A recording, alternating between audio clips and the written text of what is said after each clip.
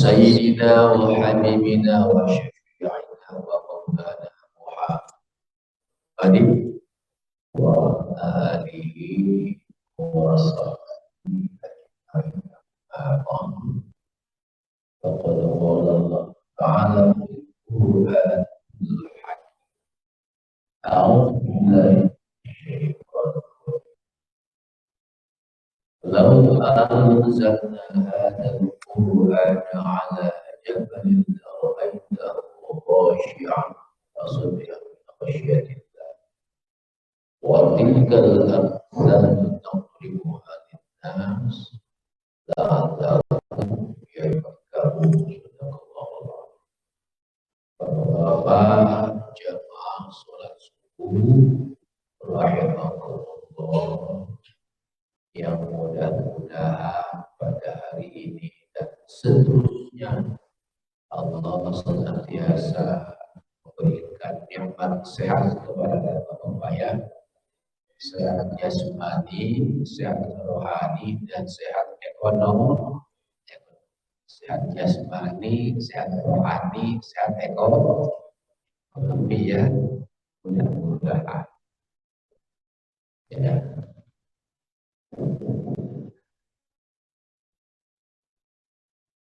Salawat dan salam mari kita sampaikan kepada Jumat kita Nabi Muhammad sallallahu alaihi wasallam, kepada seluruh keluarganya, segenap sahabat, Recording in progress.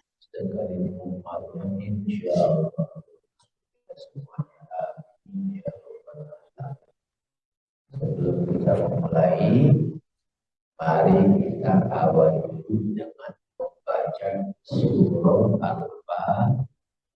Maka akan kembali baca surah Al-Fatihah dari sisi makhrajul huruf, dari sisi tajwidnya, dan dari sisi pemahaman. Siapa? Tapi niatkan dulu dalam hati kita dengan serius, sungguh-sungguh, bahwa kita pulau yang ini pertama untuk bertolabul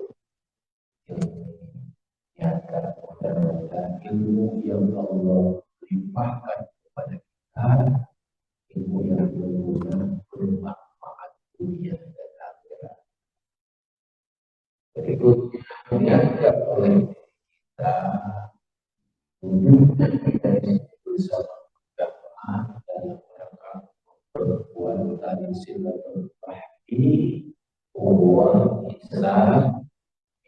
Lumayan kan ya, berorang nih. Ada 30 ada.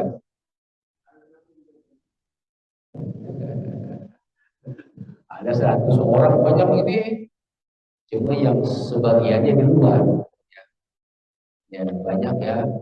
13 orang, lalu uang Islam yang kuat mantap itu menjadi kekuatan yang biasa ya. Walaupun 1000 orang, kalau uang Islam menyerah, ya banyak ternyata. Nah, kita pergi kita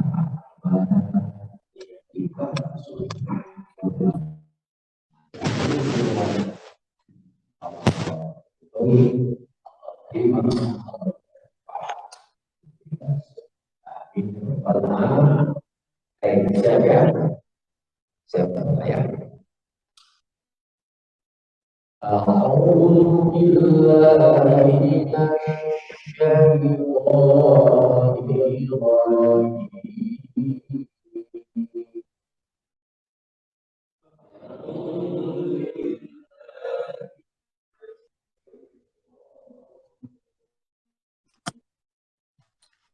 Bismillahirrahmanirrahim.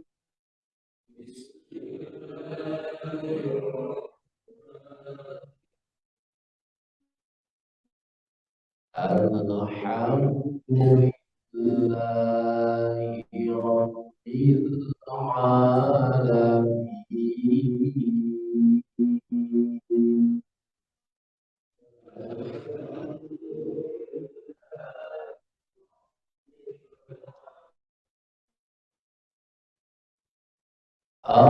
الرحمن الرحيم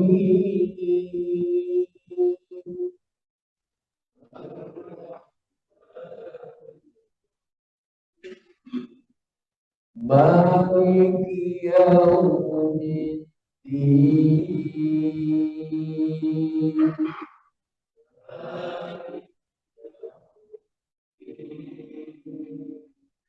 إياك نعبد وإياك نستعين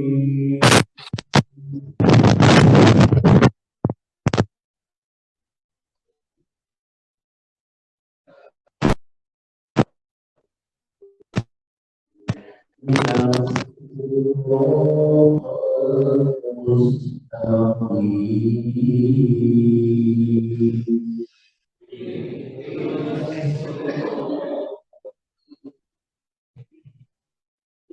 صراط الذين أنعمت عليهم غير المغضوب عليهم ولا الضالين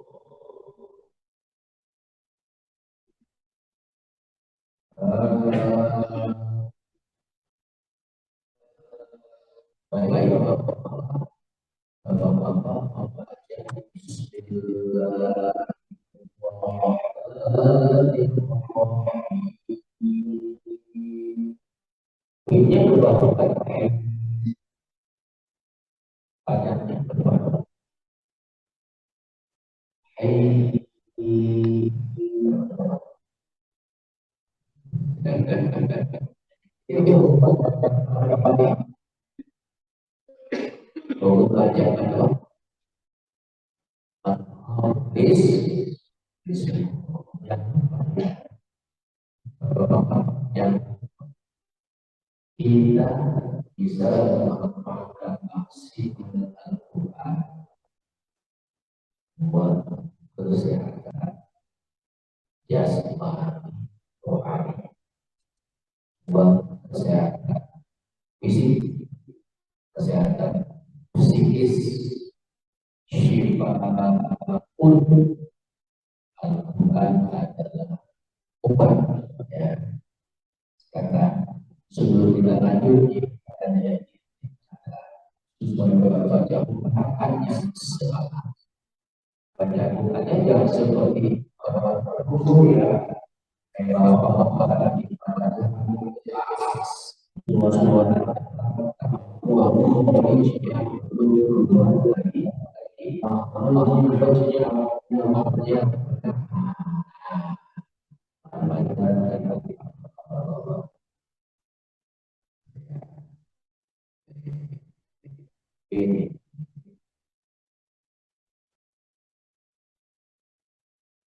ini sesungguhnya adalah penelitian laboratorium terkait urusan musik dan kesehatan dari musik untuk kesehatan, dari kesehatan melalui musik. Tapi ini bisa kita pergunakan untuk training kesehatan melalui bacaan Al-Quran, gitu ya. Sebabnya apa? Mari kita melihat di situ.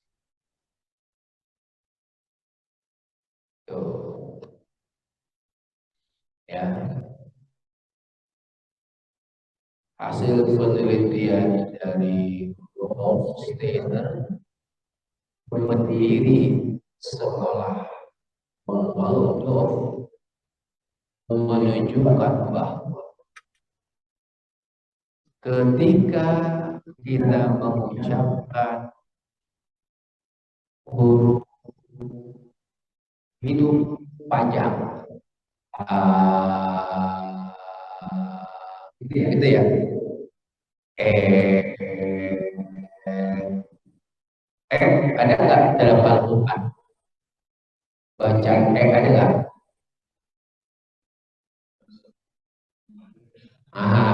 Itu ya. Bismillahirrahmanirrahim. Majreha wa mursaha. Itu di dalam bacaan imam kita. Imam siapa namanya? Yang kita pakai bacaannya.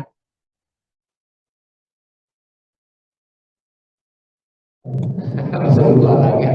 Oh, pura-pura lupa ya. Dari imam. Imam Qiraahnya isi periwayatnya Imam Hafs. Hanya ada satu-satunya bacaan imalah tadi.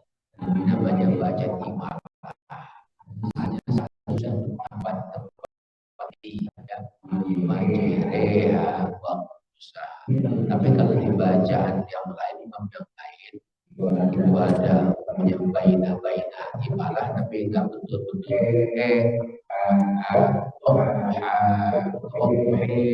ada ya.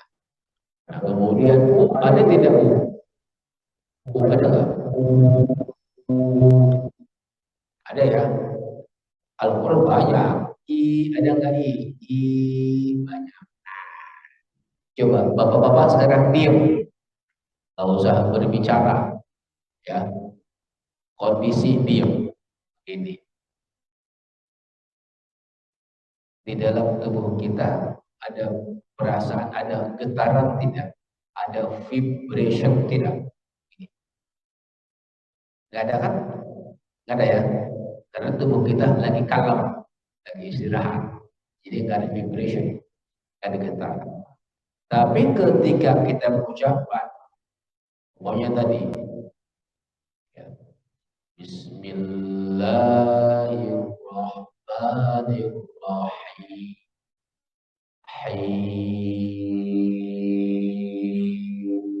Coba Bapak ucapkan.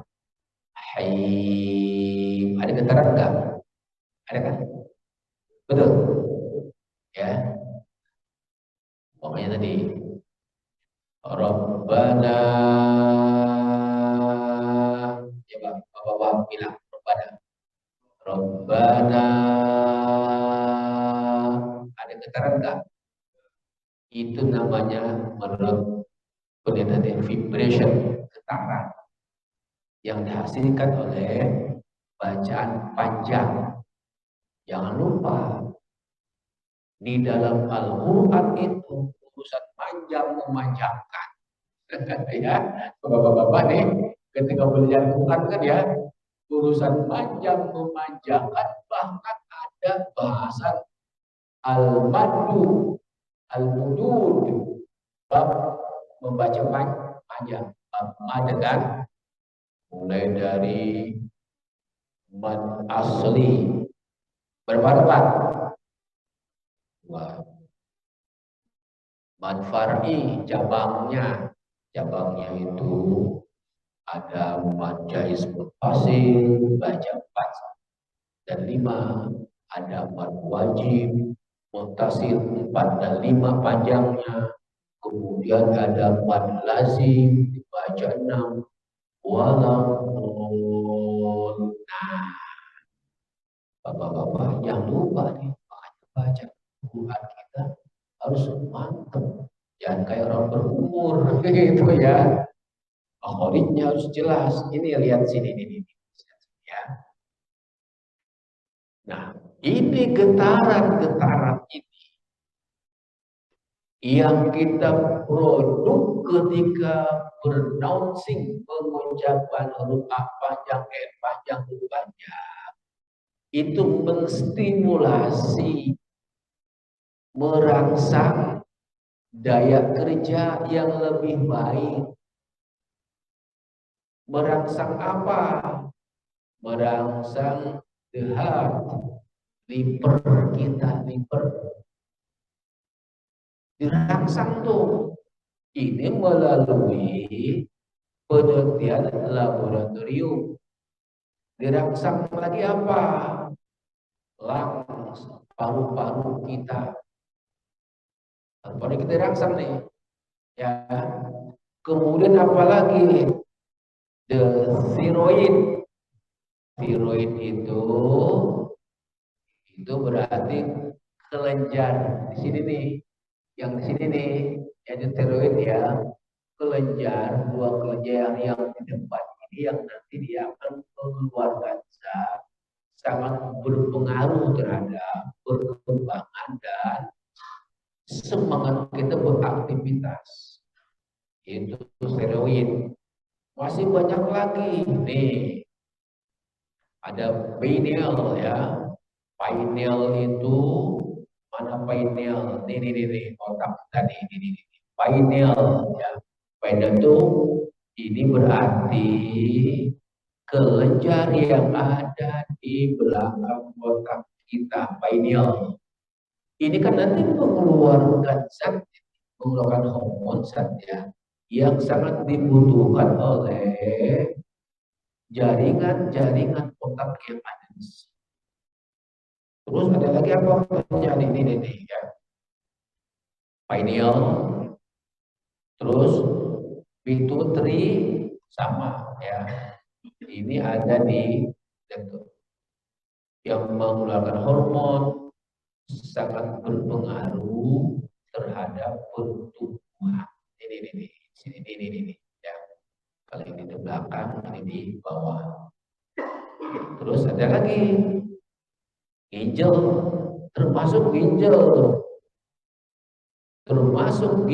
kita, kelenjar yang ada dekat ginjal itu dirangsang oleh bacaan panjang A, I,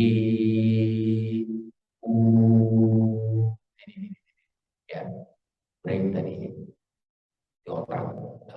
Nah, kemarin waktu kita pengajian ada jamaah yang bilang begini, Pak Ustadz, saya punya saudara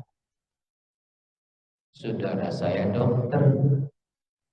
Kata beliau bilang, untuk menghindarkan stroke, ya, maka setelah bangun pagi, ucapkan apa yang begitu. Panjang. Saya bilang, keren sekali nih. Mungkin ini penelitian dari Mr. Steiner tadi ya. Nah, saya bilang begini, umat Islam jangan bilang doang, jangan begitu doang. Ya, baca Quran. Apalagi yang bapak-bapak nih. Bapak-bapak, ya, kalau pagi-pagi datang ke sini, subuh jam berapa tadi? 4, ya 4:45, 46 ya. Kalau di Alkesa 46 tuh. Ya, mungkin ini beda dari waktunya di sini ya. Bogor ini ya, kalau saya Jakarta. Gitu ya. Nah, Bapak sebelum ke sini ajar. Allahu Akbar, Allahu Akbar. Allahu Akbar, Allahu Akbar. Nih, asyhadu an la ilaha illallah. Panjang tuh. Panjang ya. Buat itu. Ya. Tapi jangan semuanya ajar.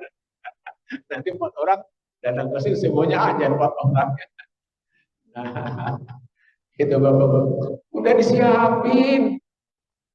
Allah itu yang marah, Rahim sudah menyiapkan. handphone semuanya. Cuma masalahnya kita kadang-kadang nggak ngeh atau malas begitu ya. Nih, Bapak-bapak. Baik, makanya tadi membaca Al-Quran, makhorijnya harus apa tadi? Harus fasih, harus benar. Bapak-bapak udah bagus-bagus lah ya, makhorijnya. Kan dulu kita pernah belajar kan ya?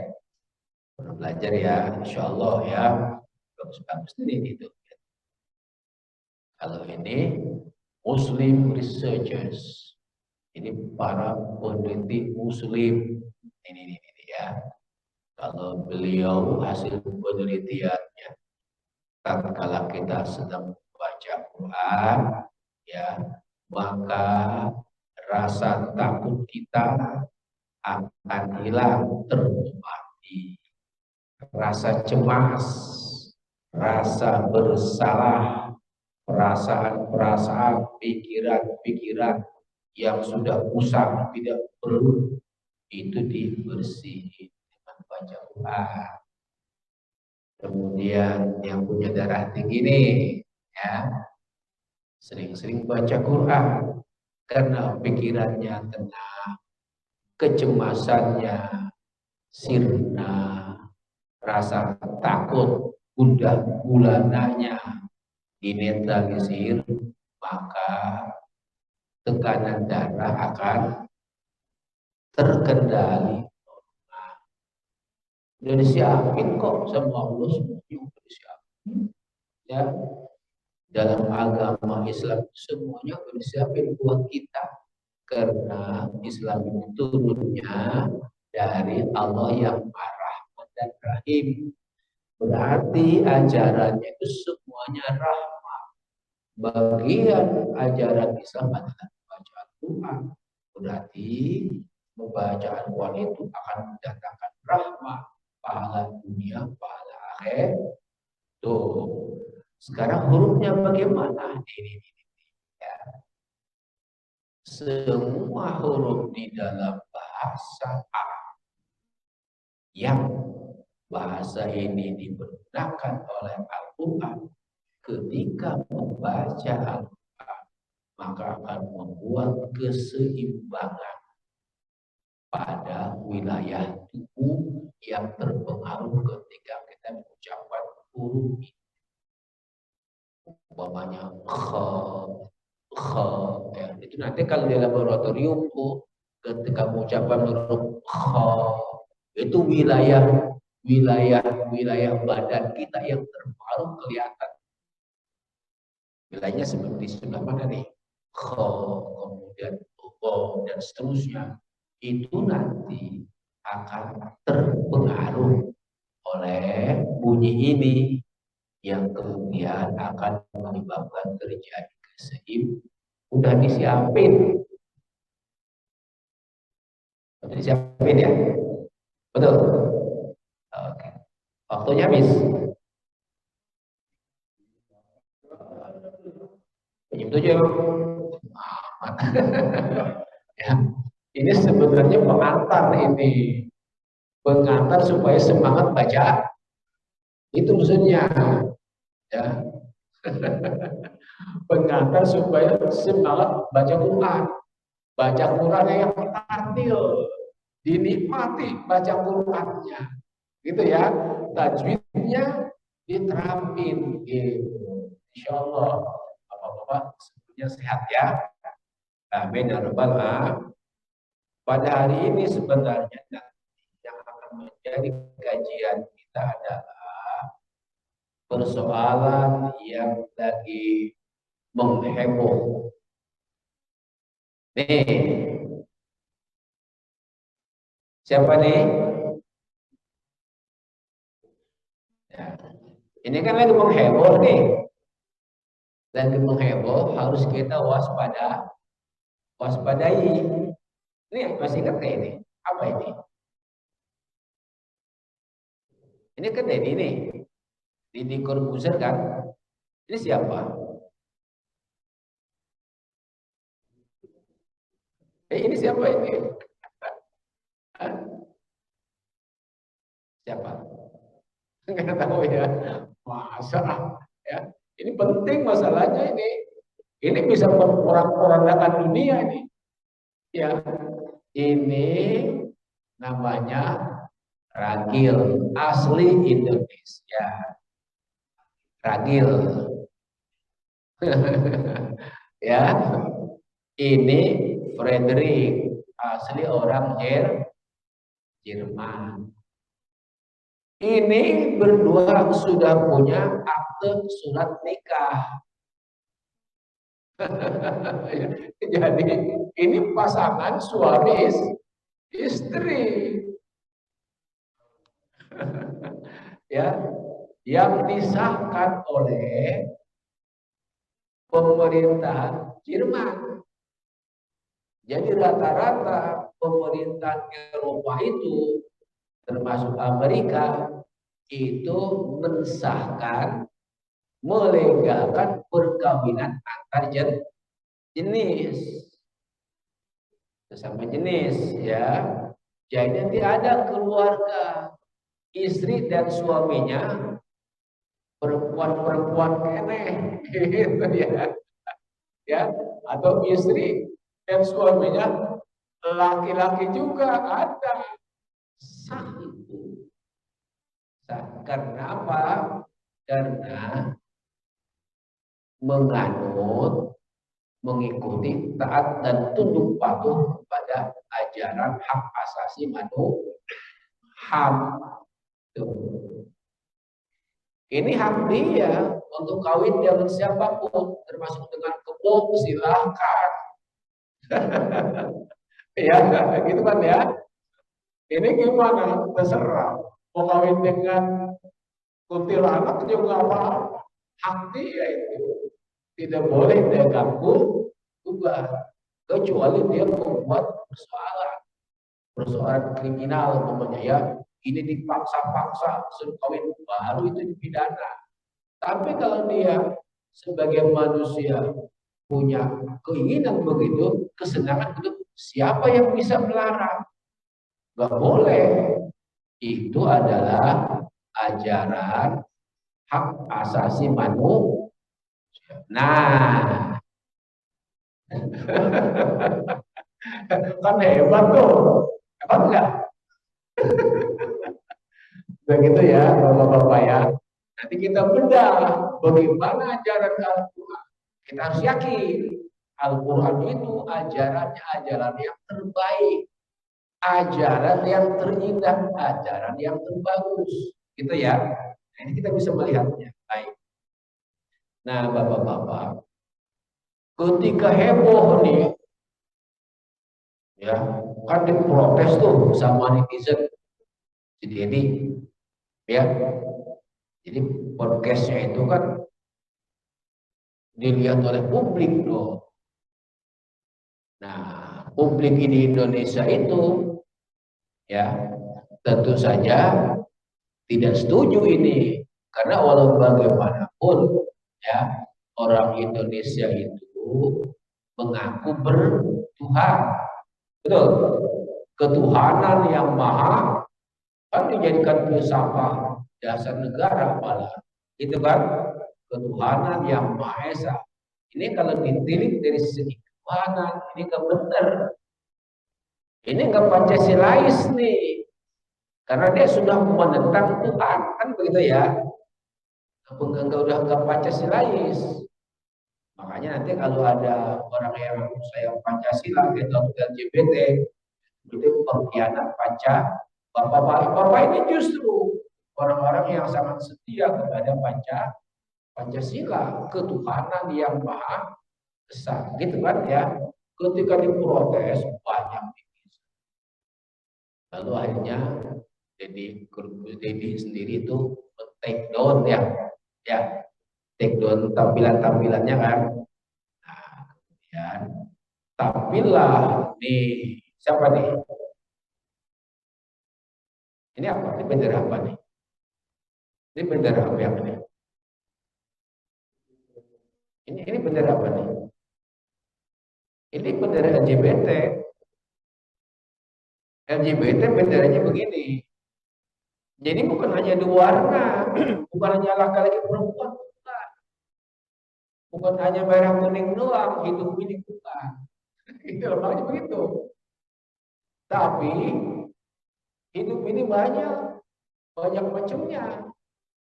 Ada yang lesbian, gitu ya, perempuan sama perempuan. Ada yang LG, ada yang gay, laki-laki sama laki, ya. Ada yang perempuan penampilannya tapi jiwanya laki, ada yang laki-laki penampilan fisiknya tapi jiwanya perempuan yang disebut dengan trans seks itu, ya. Nah, banyak ini katanya nggak boleh ini dibatasi-batasi, jadi beda begini.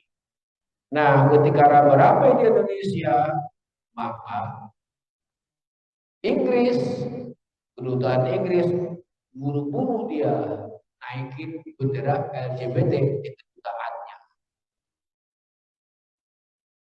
Kan ramai nih. Wah, ini bahaya nih. Begitu LGBT diserang nih, gitu ya. Ini ajaran-ajaran kita diserang nih. Ini ajaran suci kita harus diserang nih oleh orang Indonesia. Ayo cepat naikin bendera LGBT. Kita berada di belakang. Di Inggris itu hanya banyak konteks. Ya, clear nih, clear. Banyak clear. Nah, lalu saya punya teman Pak, ya, punya teman ini. Dia itu kan dalam sebuah perusahaan sebagai HRD ya, Human Resources Development. Jadi ngurusin para staf pegawai itu ya. Dulu dia kerja di Coca-Cola. Coca-Cola produk siapa? Ya, Coca-Cola mereka ya. Nah, nih. Ternyata Coca-Cola itu ya salah satu ajarannya, salah satu HAM-nya adalah LGBT. Jadi Coca-Cola itu punya misi untuk meng-LGBT-kan semua manusia, termasuk bapak-bapak kalau bisa LGBT gitu ya. Nah, makanya bapak-bapak nih ditugasi itu teman saya yang HRD ini untuk melakukan sosialisasi tentang LGBT. Pekerjaannya memproduksi Coca-Cola, ya. Tapi nanti ada sosialisasi ajaran-ajaran LGBT. Nah, teman saya punya tugas untuk mensosialisasikan ini. Dia sebagai seorang baik, orang yang soleh ya. Wah, mana mau dia? Begitu kan ya. Mana mau dia kemudian berkecimpung untuk mengapakan namanya mempromosikan LGBT. Akhirnya dikeluar. Kan ya. Nah, kalau yang lain mungkin kan yang ya namanya pekerja yang tidak punya alternatif lagi pokoknya ya, yang tidak punya alternatif mungkin karena pengetahuannya terbatas, keterampilannya terbatas gitu ya. Ya pokoknya yang dia kerja aja. Ya keluar nih, terus masuk di industri Levi's ya. Levi's punya siapa tuh ya? Nah waktu itu dia jadi HRD juga. Levi's juga begitu. Levi's sama tuh mempromosikan LGBT. Ini teman saya yang HRD, memang dia HRD ya. Itu di situ, keahliannya di situ, HRD. Dia juga ditugasi untuk mempromosikan LGBT di kalangan karyawan Levi's. Wah, jadi bapak-bapak itu ya, itu perusahaan yang seperti itu akidah hamnya sangat kuat ya. Akidah hamnya ya. Iman kepada hamnya sangat kuat. Di antara ajaran ham itu LGBT itu hanya dia keluar lagi. Dia sekarang mencari perusahaan yang aman, yang ada hubungannya dengan begitu-begitu ya. Nah, bapak-bapak, Allah. Jadi nanti insya Allah ya, insya Allah ke depan nih kita akan mempelajari kisahnya Nabi siapa? Nabi Lut. Kisahnya Nabi Lut alaihi salatu wassalam. Ya, yang hidupnya itu kurang lebih 4.000 tahun yang lalu. Jadi orang yang tadi, orang yang ini adalah orang yang usianya sangat panjang. Ini sudah hidup 3.000, 4.000 tahun yang sekarang masih hidup orang ini. Ya, gitu ya. Orang masih hidup ini. Ini orang zaman bahula ini. Zaman bahula hidupnya 4.000 tahun yang lalu. Ya. Nah, mungkin ya. Oke, sudah ya. Itu clear ya. Bapak-bapak bisa mengeksplorasi pengetahuan tentang LGBT itu. Ini. Sekarang bapak-bapak kita uji di mana LGBT itu bahayanya buat kaum muslimin, gitu ya. Kita lihat nih ajaran Islam yang kita kenal dengan syariat Islam.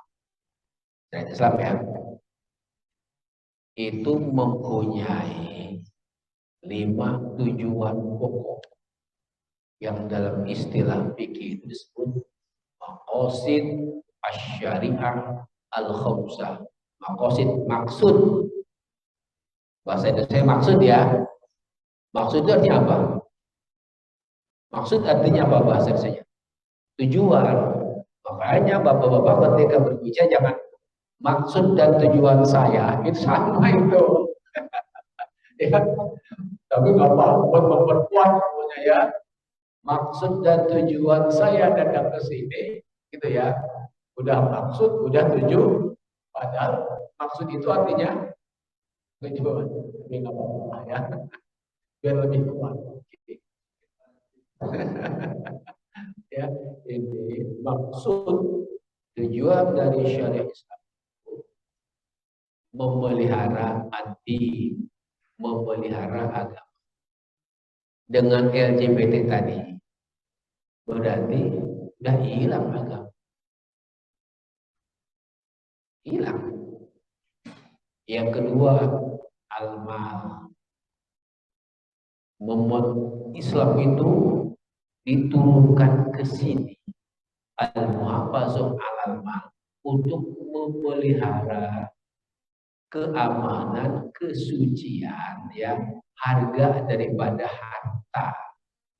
Makanya kan kita tidak boleh tuh ketika kita melakukan zolim dalam urusan harta walaupun sebesar jarum kaput, gitu ya. Jarum kaput ini bisa bermasalah, membuat jalan kita ke sebelah terblokir. Jarum kaput ya, kita zolim kepada orang, urusan harta senilai jarum kaput itu nggak bisa, itu nggak bisa kita langsung masuk surga, itu harus diurus dulu, itu dihisap dulu, dijaga betul, apalagi kalau triliunan. Orang zaman sekarang ya triliunan gitu ya, miliar triliunan mengkorupsi, waduh, korupsi harta orang, menipu orang. Jadi banyak sultan yang lahir kemarin, banyak orang crazy rich yang lahir kemarin kan, karena ternyata melakukan penipuan, kebohongan, gitu kan?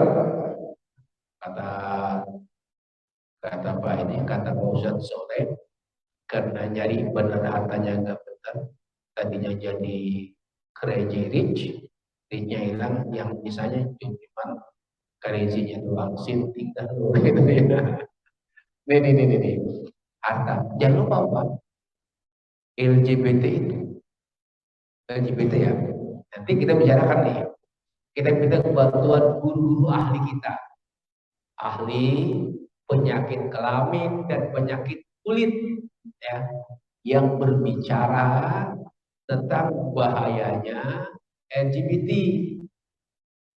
Karena LGBT itu adalah pola hidup yang sangat berbahaya, ya, mengundang dengan sangat amat kuat penyakit AIDS yang disebabkan oleh HIV, ya. Penyakit AIDS, tahu nggak penyakit AIDS kan? Penyakit kelamin, raja singa. Kalau raja singa beneran sih, apa hebat? Umpamanya ya, umpamanya nih, Bapak Joni adalah seorang raja singa. Ketika dia ke hutan, dia dikalung-kalungin oleh singa, itu hebat. Tapi masalahnya ini raja singanya penyakit kelamin. Ya. Penyakit kelamin ini itu ditimbulkan oleh gaya hidup LGBT. Kemudian AIDS ya, acquired immunodeficiency syndrome, penyakit hilangnya, runtuhnya ketahanan tubuh kita. Allah sudah menyiapkan loh di sini di tubuh kita itu berjuta-juta, bertriliun-triliun tentara yang mempertahankan tubuh kita dari berbagai macam serangan virus, gitu ya.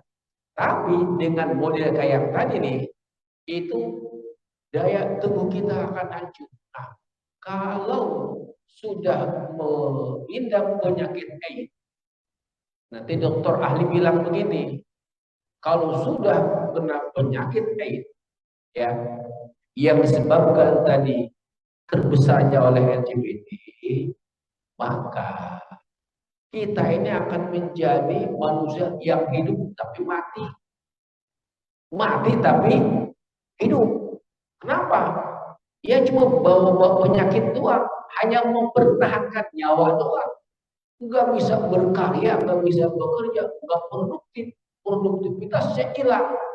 Bahkan dia harus mengeluarkan biaya minimal sehari itu 750 ribu rupiah, sebab dia harus disuntik setiap hari, disuntik setiap hari untuk mempertahankan nyawanya yang menurut kita sudah akan tidak berguna lagi. Salah dia begitu kan ya. Nah, itu 750 ribu sehari, satu kali suntik.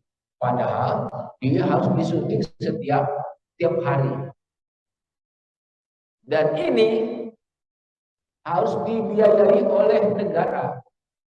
Karena kalau nggak dibiayai oleh negara, maka lembaga hak asasi manusia, ya, itu akan menghukum kita. Kalau menurut saya sih ini mafia. Ini mafia farmasi di antaranya. Jadi di antaranya ada mafia farmasi. Jadi mafia penghancuran agama, mafia farmasi. Kenapa mafia farmasi? Karena mereka dengan banyaknya orang yang menderita penyakit AIDS itu berarti dia banyak dapat uang. Bayangin aja, sekali suntik 750 setiap hari. Sebulan berapa itu? 750 ribu. Kali sebulan berapa? 21 juta ya, lebih ya. Katakanlah 22 juta satu orang. Bapak-bapak gajinya berapa? Gaji bapak-bapak 50 juta ya. Berarti separuhnya habis.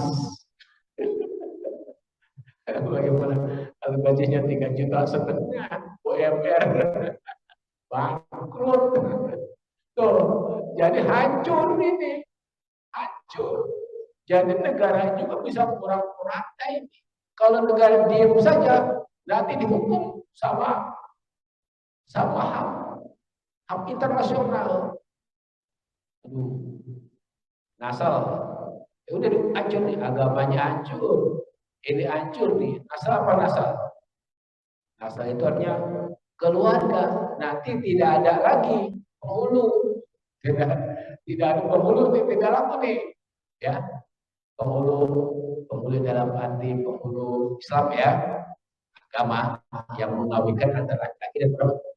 Tidak ada lagi urusan batal dan tidak batal. Ya orang laki-laki sama laki-laki gitu ya. Tidak ada lagi nanti urusan hak harta waris. Tidak ada lagi nanti lembaga keluargaan. Tidak ada lagi. Tidak ada. Orang cuma berdua, nggak mau produk orang, nggak mau produk manusia lagi. Lama-lama ini manusia jadi habis. Gitu kan? Nah, kemarin ada yang bertanya begini. Ada yang bertanya begini kemarin. Ustaz, ini korban kan biasanya laki-laki. Bagaimana kalau yang perempuan dikorbankan? Sapi apa kambing boleh nggak? Ya boleh, boleh. Asal jangan kambing yang LGBT aja, gitu ya. Emang ada nggak kambing LGBT? Emang ada kambing LGBT kata dia nih? Nggak ada. Nah itu kambing aja nggak ada yang LGBT, kok sekarang manusia jadi LGBT? Ya. Maksudnya begini, maksudnya begini. Dalam Islam, kenapa tidak harus laki-laki semua yang dipotong? Kenapa tuh? Menjaga keseimbangan dan keberlangsungan spesies ini binatang yang sangat tidak butuhkan. Sekarang kalau laki-laki semua, laki-lakinya habis bagaimana? Apa kami harus LGBT? Gitu ya. Udah diatur itu sama Islam, udah diatur rapi. Nah nanti nih rusaklah keluarga kita, hancur. Jadi lembaga rumah tangga, lembaga kekeluargaan itu rusak. Gak ada lagi. Ini semuanya hancur. Akal bagaimana akal? Ya, apalagi akal. Apalagi akal ya. Kata tadi kan sudah kita bilang, kalau sudah terkena penyakit AIDS itu, ya tinggal mempertahankan napas doang. Mempertahankan napas doang. Ini mempertahankan napas doang. Gak beramal, gak apa, karena udah tidak berdaya. Badannya udah nggak berdaya, semuanya udah rusak. Otak-otaknya sudah rusak karena virusnya itu kemana-mana, kemana-mana. Ya, anak jiwa bagaimana? Jiwa, ya ada jiwa ya matilah, gitu ya. Jadi ini memang sangat apa? Ini memang sangat berbahaya buat kehidupan manusia. Makanya tuh ya ini harus diaji urusan LGBT di dalam Al-Quran. Ya baik. Oke, kita 5 menit lagi sebagai ini saja, sebagai mukadimah yang ini nanti insya Allah kita lanjutin ya. Ini bapak-bapak ini. Jadi kisahnya siapa Pak? Nabi Lut ya. Nabi Lut alaihis salam. Nabi Lut kan di dalam Al-Quran itu cerita. Cerita itu fiksi. Enak aja kamu gitu ya. Kan kadang-kadang kita begitu. Anak-anak kita juga kita ajar begitu. Kalau lagi cerita nih, cerita para Nabi, dianggapnya dongeng. Ya, kita bahkan baca kisah Nabi nih, dianggapnya dongeng ya. Seneng anak-anak itu dengerin, karena ini kayak dongeng gitu ya. Kita lihat di sini, tuh, bapak-bapak nih, ini TKP-nya ada di sini. TKP, tempat kejadian perkaranya, itu umatnya Nabi ada di sini nih, ini. Ya, TKP-nya ada. Masa ini bohong? Masa ini cerita doang? Ini TKP-nya sini. Ya. Ini adanya di sini, Lord Lake. Jadi di ini nih, lake di danaunya Nabil atau the Dead Sea, atau disebut juga dengan laut mati. Ini kotanya di sini ada kota Sodom, Sadum, ada kota Amro, Gomoro, dan ada kota Sugor. Di sini nih, di sini tempatnya nih. Ya, di sini. Nah, di sini sebelah sininya nih, di wilayah sininya, ya, itu Nabi Ibrahim. Nabi Ibrahim itu pamannya Nabi Lut. Jadi hidup satu keluarga, satu masa. Kan ada Nabi yang hidupnya satu masa. Nabi Musa dengan Nabi Harun. Ya, Nabi Lut dengan Nabi Ibrahim. Nabi Ibrahim di sini di Bir Sefa, Palestina ke arah sini. Ya, ini di Yordania atau apa di Yordania di sini, Yordan. Ya. Nah, bapak-bapak, oh, ini TKP-nya ada, TKP-nya ada. Oh iya, ya. Ini para peneliti. Jin Collin ya, Jin Collin itu, ini Jin Collin itu dari Universitas Trinitas. Karena kisah Nabi Lut itu dibahas di dalam perjanjian lamanya orang-orang Kristen. Bahas kan? Nabi Lut dengan umat itu dibahas. Makanya ini nanti ya dari Amerika itu mereka mengirimkan tim untuk melakukan riset di wilayah sini. Jadi di riset memang ada. Nanti kita bicara lebih banyak. Di riset tempatnya di sini. Wa zuharon sadu pada aksaro min 3.500 tahun yang lalu. Ini 3.500 tahun yang lalu. Ini ada kehidupan di sini di kota Sodom yang diporak-porandakan karena LGBT. Keras sekali Allah menghukum siapa? Allah menghukum umatnya Nabi Lut itu keras sekali. Bentar ya, kali sebentar ya. Mana adanya ini.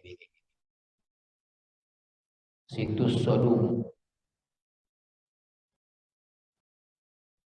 Ini MUI sudah mengeluarkan fatwa. Dan berapa? Dan fatwanya. Karena MUI itu salah satu lembaga yang mengawal Pancasila, ketuhanan yang maha besar, kemanusiaan yang adil dan beradab. Ya, ini. Ya, bapak-bapak nih.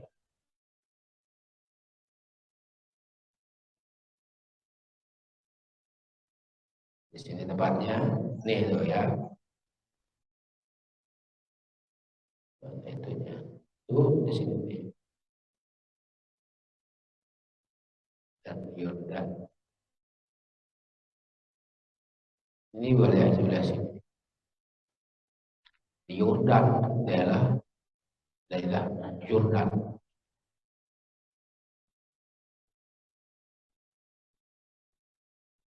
Profesor Colin, ya. Ini Profesor Colin yang mana nih? Kita lihat sebelah kiri. Ini nanti dari mana dia? Dari Universitas Trinitas.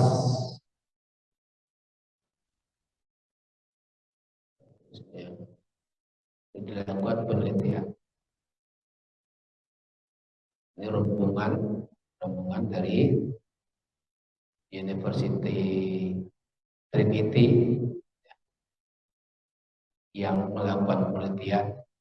Sebab di dalam Taurat Perjanjian Lama, di dalam kitabnya Genesis, kitab At-Takwin Kejadian, itu juga dijelaskan tentang Nabi Lut. Jadi melakukan riset di bawah panduan kitabnya, gitu ya, tentang urusan Nabi Lut yang hidup kurang lebih 3.000 atau 4.000 tahun yang lalu. Ya, baik, poin di sini nanti kita akan simpulkan bahwa begitu bahayanya LGBT, maka hukumannya yang Allah berikan itu juga sangat keras. Ya, insya Allah nanti akan kita belajar. Makanya kemudian kita diminta nih oleh Ketua HMI. Ketua HMI dalam webinarnya meminta semua masyarakat, semua keluarga, semua orang harus waspada dengan ajaran HAM LGBT yang sangat berbahaya ini. Insya Allah ya, pertemuan berikutnya akan kita pelajari kisah Nabi Lut ini di bawah bantuan guru-guru kita yang cukup ya, cukup ya. Baik, mudah-mudahan Bapak-Bapak ilmu yang kita dapatkan dari guru-guru kita yang mulia, yang kita pelajari ilmunya, jadi ilmu yang berguna, bermanfaat untuk kita semua. Amin dan benar. Demikian ada nallahu wa yukum ajmain. Wassalamualaikum